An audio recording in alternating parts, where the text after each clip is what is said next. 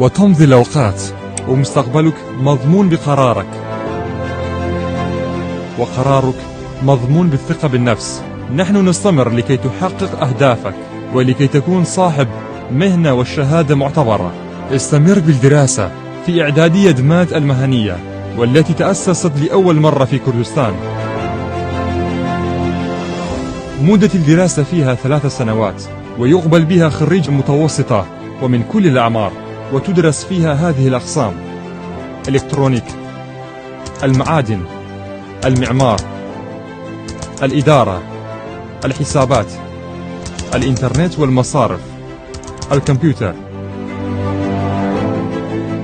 وباستطاعتك أن تمدد دراستك في أرقى جامعات العالم.